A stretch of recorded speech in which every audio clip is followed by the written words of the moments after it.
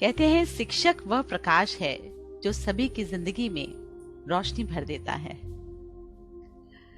गांधी जी ने कहा है, शिक्षा स्वतंत्रता के स्वर्ण द्वार खोलने की कुंजी है। कुंजी है शिक्षा, और शिक्षक जो है उस बच्चे के लिए द्वार खोलता है, दिखाता है बाहर की दुनिया। और विलियम ऑस्लर जी ने कहा है, कोई भी बुलबुला इतना इंद्रधनुषी या देर तक उड़ने वाला नहीं होता जितना कि एक सफल गुरु द्वारा उड़ाया गया बुलबुला। जब बच्चे हमारे पास आते हैं, बिल्कुल छोटे और मासूम होते हैं, और धीरे धीरे हम उनको उस द्वार तक ले जाते हैं, दुनिया को दिखाते हैं। तो ऐसा ही मेरे मन में ऐसी ही सोच थी कि हर शिक्षक अपने लेवल पर बहुत कुछ कर रही है, और मैं चाहती थी कि ऐसे शिक्षक हमें मिले, हम उनसे रूबरू हों जो कुछ अलग हटकर, कुछ नया, कुछ क्या क्या अपनी क्लास में गतिविधियां कर रही हैं, ताकि हम सभी उनसे लाभान्वित हो सकें।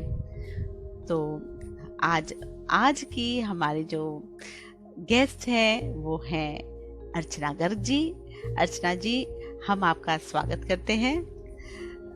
नमस्कार अर्चना जी। नमस्कार। नमस्कार सभी को, मेरा नमस्कार।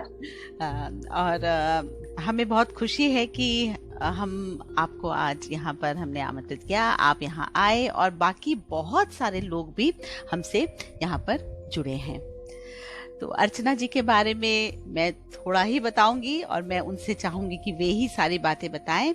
अर्चना जी इंग्लिश के लिए इंग्लिश टीचर हैं, वो पीजीटी हैं और डीओई में संलग्न है।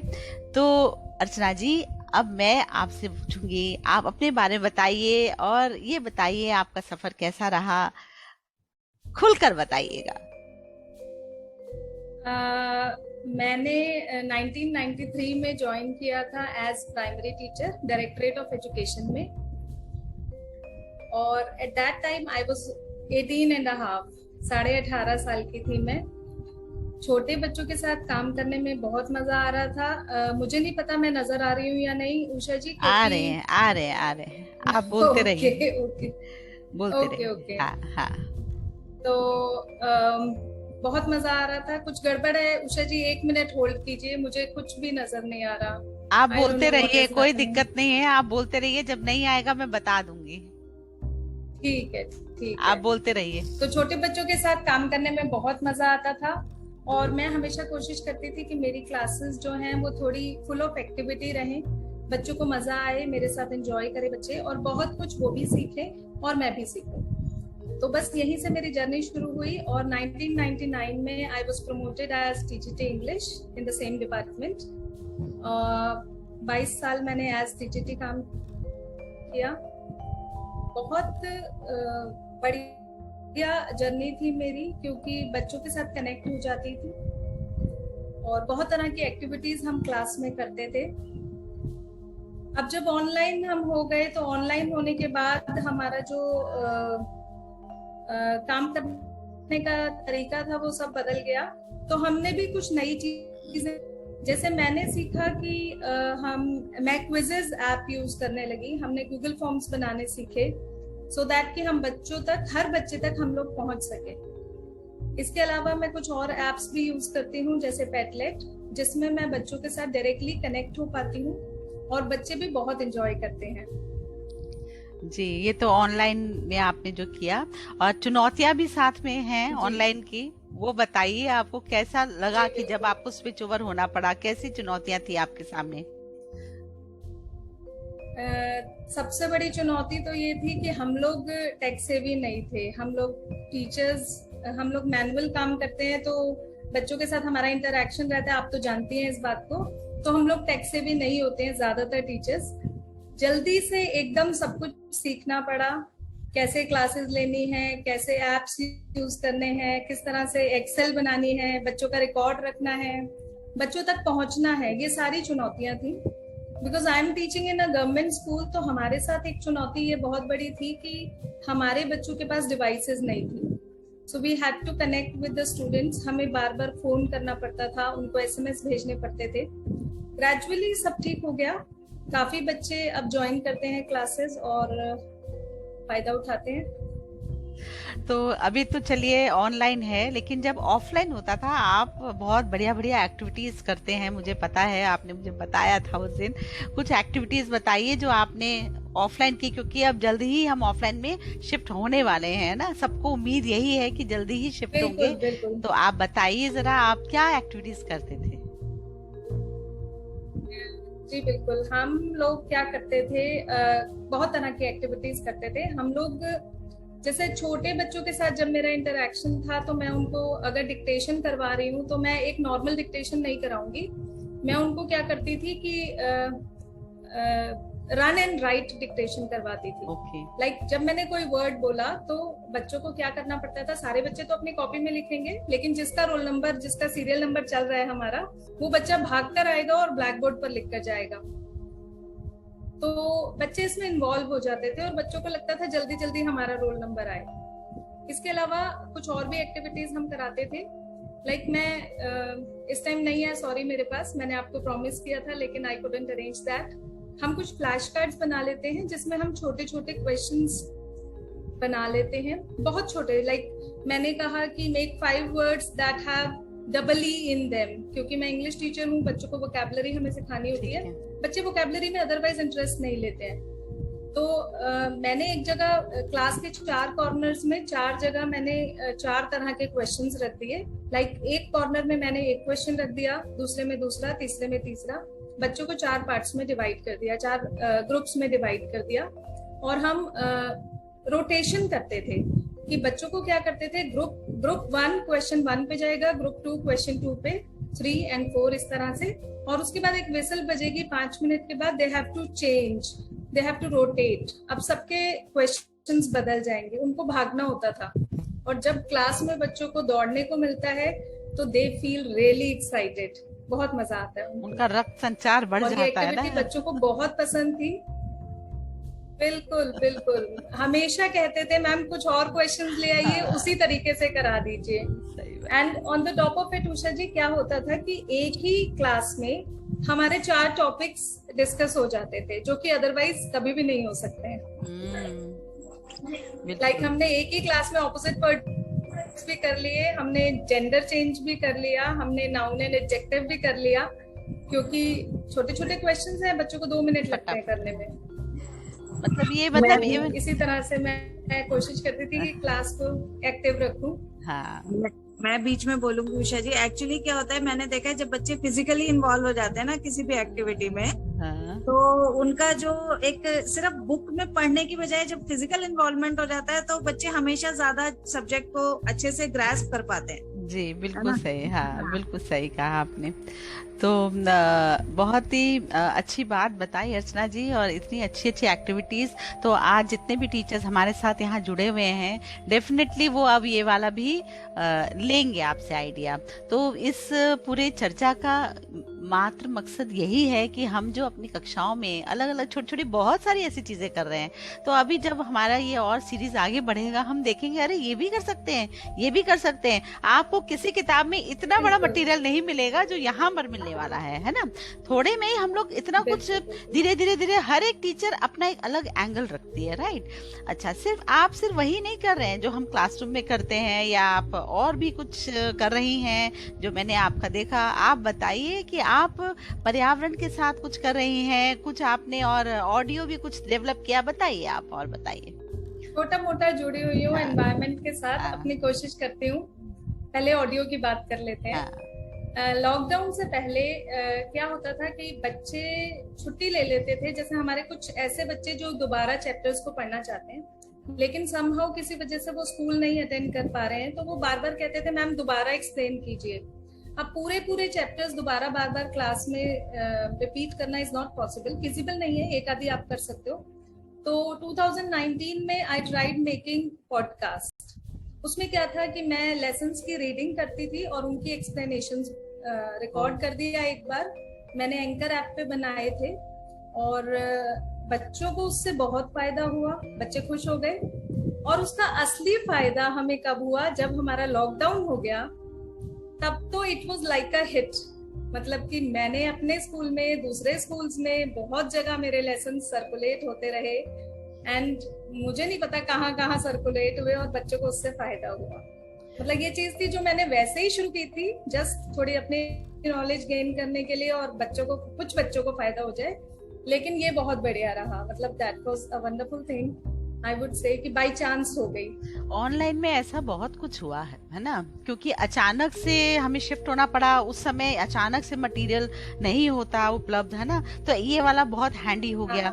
इसी तरह जैसे मेरा चैनल में भी जैसे बहुत सारे वीडियो से इतने लोगों ने यूज किया और कई जगह से फिर मैसेज आए, तो इस तरह के एक्सपेरिमेंट हमें करते रहना चाहिए, जाने कब क्या चीज निकल जाती है आगे और बच्चों का लाभ हो जाता है। बिल्कुल बिल्कुल। मैं तो आपको जानती ही नहीं थी, लेकिन आपको मैंने देखा लॉकडाउन से कुछ समय पहले मैंने आपको कहीं देखा होगा, किसी ग्रुप के थ्रू देखा होगा। मुझे लगा पता नहीं क्या क्या कर रही हैं।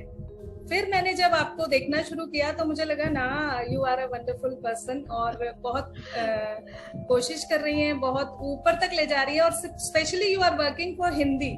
ऐसे बहुत कम लोग हैं, क्योंकि हम लोग सब इंग्लिश के साथ ही जुड़े हुए रहते हैं, इंग्लिश ही हमें ज्यादा अच्छी लगती है, but you are working for Hindi, ये बहुत अच्छी बात है। और इसीलिए शायद मेरा आपके साथ कनेक्शन थोड़ा जुड़ गया। हिंदी में मैं पढ़ाती हूँ और हिंदी की टीचर रह चुकी हूँ, और कविताएं तो आप हिंदी की लिखती बढ़िया बढ़िया, जो मैंने देखा है फेसबुक पर। चलिए एक दो सुना दीजिए जो है आपके पास। छोटी छोटी, हाँ कुछ नहीं, छोटी छोटी बच्चों वाली कविताएं लिख लेती हूँ। कोई बात नहीं, मैं सुनाती हूँ। आपकी एक कविता आज बच्ची ने बोली है मेरी क्लास में। अच्छा, हाँ मैंने उसको बोला था, रिंची। उसने आजकल मुझे थोड़ा सा तितलियों का शौक चला है, तो उससे रिलेटेड एक कविता मैंने लिखी थी। आजकल मैं तितलियां कोशिश करती हूँ अपने अपार्टमेंट में उनको लाइक रेजिंग देम, मैं उनको रेज कर रही हूँ। तो कम होता है, साल में 3 या 4 ही मैं कर पाती हूँ, लेकिन ठीक है, जो मैं कर पाती हूँ मुझे वो ठीक लगता है। तो एक छोटी सी कविता मैं आपको सुनाती हूँ, हिंदी में है, शायद अच्छी लगे आप लोगों को। जाने कब में तितली आकर पत्तों पे अंडे दे जाती है, जाने कब में तितली आकर पत्तों पे अंडे दे जाती है, हैरान हूं मैं उन अंडों से वापस कैसे, सॉरी गलत हो गया, हैरान हूं मैं फिर उन अंडों में वापस कैसे घुस जाती है, कैसे अंडे से लार्वा फिर कैटरपिलर बन जाती है, कैसे वह फिर घर बुनकर उसके अंदर घुस जाती है, रंग बदलकर रूप बदलकर फिर तितली बन जाती है। नाराज हूं मैं उससे, क्योंकि वह झट फिर से उड़ जाती है, मेरे हाथ नहीं आती है, मैं कितनी भी कोशिश कर लूं हाथ नहीं वह आती है, फुर इधर और फुर उधर वह उड़ उड़ कर इतराती है। बहुत सुंदर। बस ऐसी बच्चों वाली कविताएं मैं लिखती हूँ। तो बच्चों की कविताएं लिखना सबसे मुश्किल काम है, आपने देखा होगा। हाँ, सबसे मुश्किल काम कहते हैं बच्चों की चीजें लिखना। हाँ, मैटर तो मैं ले ही नहीं पाती हूँ, यही है बस हल्का फुल्का जो चलता रहता है। लेना भी नहीं है, life should be taken easily, है ना, कोई सीरियस नहीं होने की जरूरत है। हाँ, तो और भी बताइए आप, और भी क्या खाद वाद की क्या बातें करती हैं? मैं आपको तो फेसबुक से ही जानती हूँ ना, तो सब कुछ मैंने परखा हुआ है आपका, सब जानती हूँ मैं आपके बारे में। बताएं। प्लास्टिक के बहुत अगेंस्ट हूँ, तो प्लास्टिक पहले मैंने यूज करना छोड़ा, धीरे धीरे लगने लगा कि भाई हमें शायद इसकी जरूरत नहीं है, हमने वैसे ही ओढ़ा हुआ है अपने ऊपर। 2007-8 से मैं कोशिश कर रही हूँ कि पॉलिथीन कम से कम अपने घर ना लाऊं। बाकी कुछ चीजें लानी पड़ती हैं हम लोग सभी, क्योंकि पता ही है कि लाइफस्टाइल हमारा ऐसा ही है। तो बच्चों ने बहुत साथ दिया, हस्बैंड ने बहुत साथ दिया, मेरी सिस्टर मीटिंग में है, उन्होंने बहुत सपोर्ट किया, और वो हमेशा मुझे पीछे की छोड़ियो मत मेरे पीछे लगी रही। फिर जब प्लास्टिक में थोड़ा सा कंट्रोल ले लिया तो लगा कि थोड़ा आगे बढ़ना है, तो कंपोस्टिंग के बारे में पता करना शुरू किया। कुछ वीडियोस मिल गए यूट्यूब से, कुछ जानकारी मिल गई, तो मैंने घर में ही कंपोस्टिंग शुरू की, अपने प्लास्टिक के टब में ही शुरू की। धीरे धीरे थोड़ा बढ़ गया। अब मुझे लगता है कि मैं अपने किचन वेस्ट में से अगर 100% नहीं तो 70% मैं कंपोस्ट कर लेती हूँ। तो मुझे लगता है कि मैं कर लेती हूँ, काफी अच्छा है मेरे हिसाब से। हाँ। और मेरी सिस्टर भी है मीटिंग में, एक वो भी उषा जी कंपोस्टिंग से करती मुझे है भी और हम करवा दोनों के एक दूसरे को छोड़ा। सिखाते रहते हैं। अच्छा, बहुत अच्छी बात मुझे है। भी करवा के छोड़ा इसने। हाँ, और मैं बताऊं, मेरी सिस्टर, एक सिस्टर है जो बैंगलोर में है, उसने तो पूरा अपना बाहर गार्डन, और वो बहुत ज्यादा ट्रेनिंग दे रही है अब लोगों को। और कंपोस्ट तो वहाँ मैंने आते देखा था हैं। एक बार हाँ उनका वीडियो। हाँ, वो भी बहुत ज्यादा इसमें लगी। और एक बार, बिल्कुल, ये एक हाँ। ना नशा है। एक बार लग जाए उतरता नहीं है फिर ये, क्योंकि ये इतना अच्छा बिल्कुल, लगता है ये ना उतरता नहीं उसमें। है हाँ, ये उसके उतरता नहीं बाद। है। हाँ। और इतना बढ़ता है ये नशा कि मतलब I can't explain, no words for that. तो आपके बच्चे भी आपसे प्रेरित होंगे जरूर क्लास में, आप बताती होंगी, बिल्कुल है ना? बिल्कुल, मेरी बेटी शी इज 21 years old, और शायद वो अगर मुझे सपोर्ट ना करती तो मैं शायद कर भी ना पाती, क्योंकि वरना क्या होता है, बच्चे कहते हैं मेरे को, लेकिन उसने मुझे हमेशा सपोर्ट किया। प्लास्टिक पॉलिथीन में भी कई बार हाथों में सामान उठा कर ले आती थी कि मम्मी आपने कहा था पॉलिथीन नहीं लाना, इसलिए देखो मैं हाथों में सामान उठा कर ले। सही बात। तो बस बच्चों का सपोर्ट है, हस्बैंड का सपोर्ट है, घर में सबका सपोर्ट है, तो मैं कर पा रही हूँ। दोस्त लोग भी बहुत सराहते हैं अब तो। कुछ फ्रेंड्स ये कहती है तुझे देखती हूँ तो याद आता है कि हाँ पॉलिथीन नहीं लेनी। हाँ, ठीक है ना, अब आप सिंबल बन गई उस चीज की। और क्लास के बच्चे हाँ भी हाँ, आपसे, थोड़ा थोड़ा। आपकी क्लास के बच्चे भी जानते हैं आपको कि आप ये सब कर रही हैं? बिल्कुल बिल्कुल, वेस्ट वाली मैडम बोल देते हैं कभी ओह! कभी, ये तो वेस्ट की एक लेसन जरूर वेस्ट का देंगी। तो ये तो सबसे अच्छी बात है। देखिए, आज के समय में बिल्कुल। इसी चीज की जरूरत है कि हमारे बच्चे पर्यावरण के प्रति बहुत ज्यादा समझें इस बात को कि उनकी जिम्मेदारी क्या है।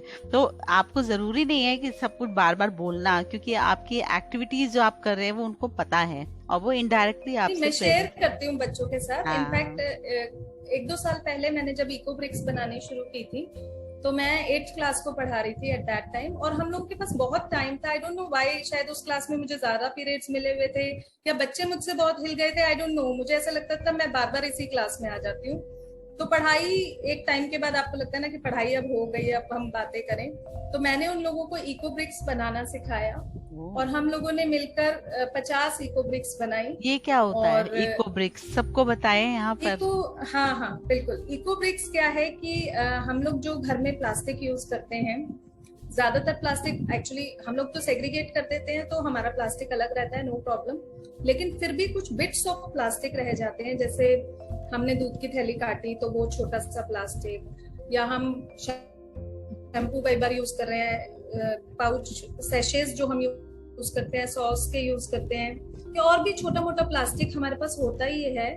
वो प्लास्टिक उषा जी ना तो कहीं सेग्रीगेट होता है, ना ही कभी वो रिसाइकलिंग के लिए जा सकता है।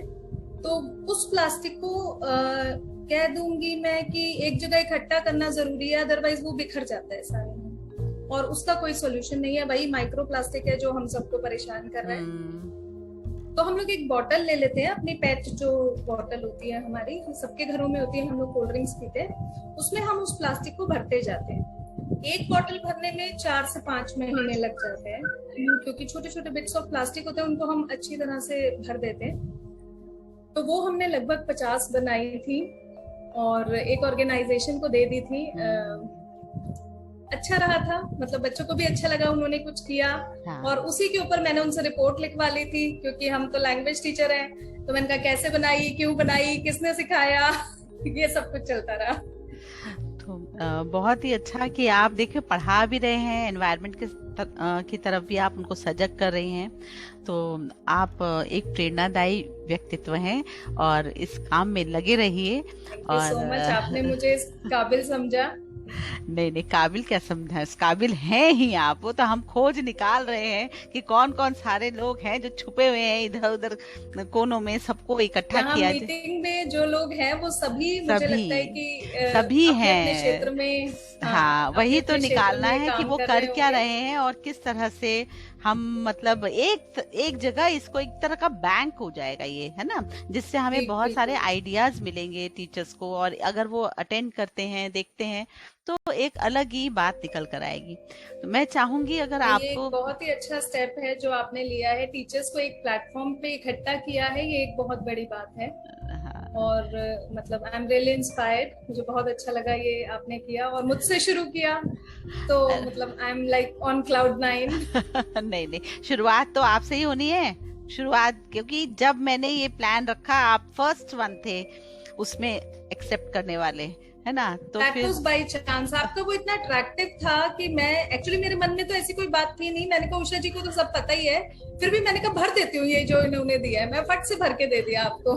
ठीक है, और क्या, ऐसे ही तो करना चाहिए, इम्प्रॉम्प्टू, फटाफट होना चाहिए काम, राइट? तो बहुत अच्छा लगा अर्चना जी आपसे मिलकर। और अगर हमारे इसमें जो गैलरी में लोग बैठे हैं, आप कुछ पूछना चाहते हैं तो मैं खोल रही हूँ गैलरी। हाँ जी, आप पूछ सकते हैं अर्चना जी से, कुछ पूछना है तो, कुछ और बात करनी है तो आप पूछ सकते उषा हैं। जी, हाँ जी, मैं अर्चना की सिस्टर हूँ, अभी हाँ, आपसे मुलाकात हुई थी। हाँ मैं जी। टेलीकॉम इंजीनियर हूँ, ओके। लेकिन अब मुझे लग रहा है मुझे टीचर बन जाना चाहिए आपके इस प्लेटफॉर्म पे आने के लिए। एक काम करूंगी, आप लोग के लिए भी अलग प्लेटफॉर्म में खोल दूंगी, क्योंकि ये नहीं, हम इसी में involve ये टीचर्स के लिए हम रखेंगे। और That will be wonderful। Yes, उससे क्या है, और भी लोग अलग अलग तरह के जो काम कर रहे हैं, अलग अलग फील्ड्स के ना, उनके साथ भी मुलाकात हो जाएगी। वो भी करेंगे गीतिका जी जल्दी ही करेंगे। Thank you. और किसी को कुछ पूछना है? अर्चना जी हमारे साथ हैं, अगर आप पूछना चाहते हैं। मैं एक चीज पूछना हाँ जी, आप अच्छा। पूर्वा जी, आप अपना कैमरा ऑन करिए, तब मजा आए। तो नमस्कार सबको, नमस्कार। मंच पर उपस्थित सभी लोगों को। हाँ अर्चना जी। जी, बस इतना कहना चाहूंगी कि आपसे बहुत कुछ सीखने को मिला आज। एक दो चीजें जो भी आपने बताई Thank you और हम so much। टीचर्स तो हमेशा ही कुछ न कुछ सीखने के लिए व्याकुल रहते हैं और कोशिश करेंगे एंड जो भी आई एम वेटिंग कि मैं आपसे सीखने के Try लिए करेंगे। कब मैं जल्दी से ज्वाइन हम करूंगी। सब एक दूसरे से कुछ न कुछ सीखेंगे। बिल्कुल बिल्कुल सीखेंगे, सिखाएंगे। बिल्कुल, धन्यवाद उषा जी, हम सबको एक Exactly। प्लेटफॉर्म पे लाने के लिए।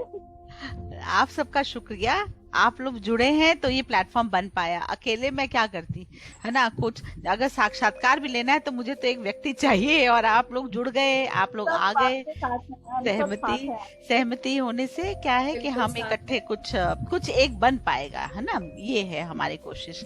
तो अर्चना जी, आज बहुत अच्छा लगा।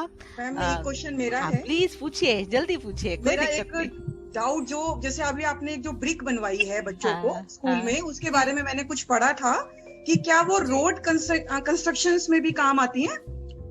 जैसे हम उसका Bricks। क्या यूज कर सकते हैं ब्रिक बनवाकर, उसका यूजेस कैसे, हम लोग क्या यूज होगा? जैसे हम लोग जब अपने एज ए आर्ट में काम करते ये हैं तो जो हम किसी bricks है- कैरेक्टर को बनाने में उसका बॉटल फेस को बॉडी बनाने में फिल करते हैं, कोई भी हैवी स्ट्रक्चर। तो आपने जो बनवाया है उसका साइंटिफिक चीज क्या है, कैसे पढ़ाएंगे उसको हम लोग स्कूल्स में बच्चों के लिए? उसका ये है, उसको हम एज ब्रेक ही यूज करते हैं। वंदना जी का शायद ये सवाल था। जी हाँ जी, हाँ जी। वंदना जी, उसको हम एज ब्रिक, जैसे हम ईंटों को यूज करते हैं ना, उसके अंदर जैसे जब हमने उसके अंदर अच्छी तरह से बिल्कुल कंप्रेस करके जब हमने प्लास्टिक भर दिया, टाइनी माइक्रो प्लास्टिक, जो भी हमारे घर में छोटा प्लास्टिक होता है, वो जी। बड़े प्लास्टिक से नहीं बनाना चाहिए। लाइक बड़े रैपर्स जो आपके पास है उनसे नहीं बनाना चाहिए। सिर्फ जो मिनी प्लास्टिक है, जैसे आपके पेन की कैप हो गई, कहीं नहीं जा रही है वो रिसाइकलिंग के लिए, तो आप छोटी छोटी चीजें उसमें डालिए। उसको बनाने में ही 5-6 महीने लग जाते हैं, और उसको जब हम काफी सारी बना लेते हैं तो हम उनको एज ब्रिक्स ही यूज कर सकते हैं। ईंटों की जगह पर उनको रेता भर के बाद में यूज किया जाता है। अच्छा, मतलब उससे घर वर ऑर्गेनाइजेशन है जो यूज कर रही हैं, जैसे पीपल बाबा के बारे में आपने सुना होगा। जी जी मैम।